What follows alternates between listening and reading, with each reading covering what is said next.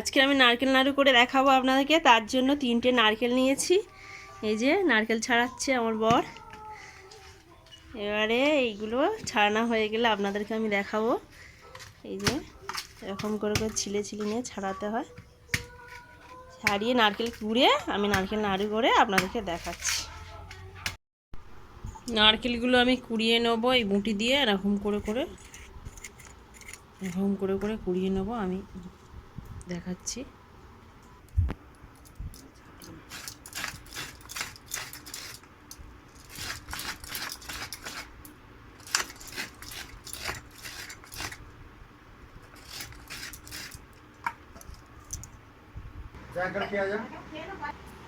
Perfect নারকেল নাড়ু বানানোর জন্য এখানে নিচ্ছি অল্প সামান্য গরুর দুধ, আর নিচ্ছি এই নারকেলগুলো, এখানে কুড়া নারকেলগুলো দিয়ে দিচ্ছি, আর 2টো এলাচ ফাটানো ছিল দিচ্ছি, আর এতে আমুল দুধের প্যাকেট নিয়েছি, আমুল দুধ দেবো, গুঁড়ো দুধ, যে গুঁড়ো দুধ ঢেলে দিয়ে দেবো।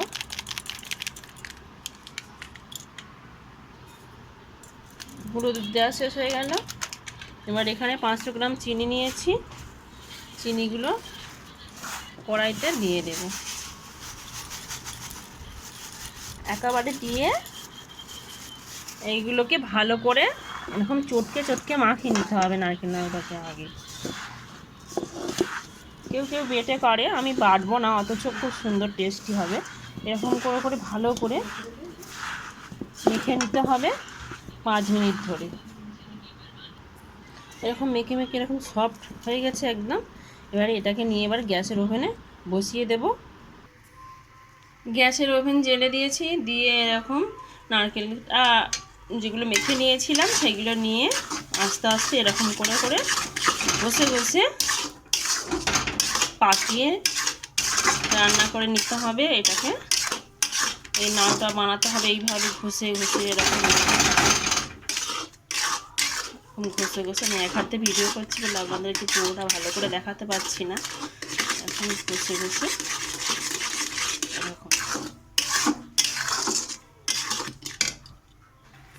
এরকম অনবরত নাড়তে হবে যতক্ষণ না একটা ডো আকারে তৈরি হয়ে আসে।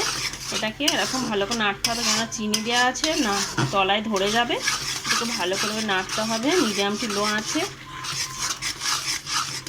এরকম ঘষে ঘষে যত ঘষে ঘষে সন্দেশটা পাকানো হবে তত খেতে টেস্টি হবে। আর আমুল দুধ দেওয়ার কারণে এই নারকেল নাড়ুটা এত সফট আর নরম হবে, খুব সুন্দর, খেতেও ভালো লাগবে।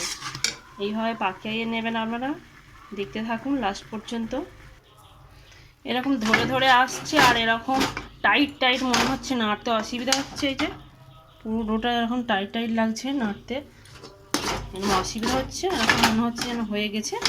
এই যে এরকম এবারে এই অবস্থা আমাকে থালায় মানে ঢেলে নিতে হবে, নিয়ে হালকা ঠান্ডা করে নাড়ু করতে হবে।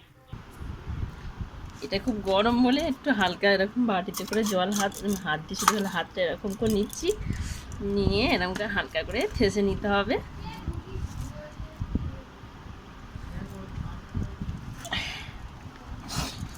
এটা হাত লাল হয়ে যাচ্ছে, এরকম ঠেসে নিতে হবে।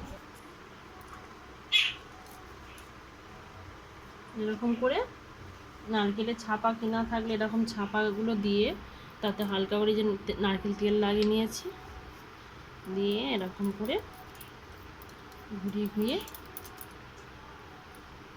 কত সুন্দর হচ্ছে দেখুন। এইভাবে নারকেলের নাড়ু করে খাবেন, খুব সুন্দর লাগবে। আর হয়ে গেলে সবকটা হয়ে গেলে আপনাদেরকে দেখাচ্ছি। এদিকে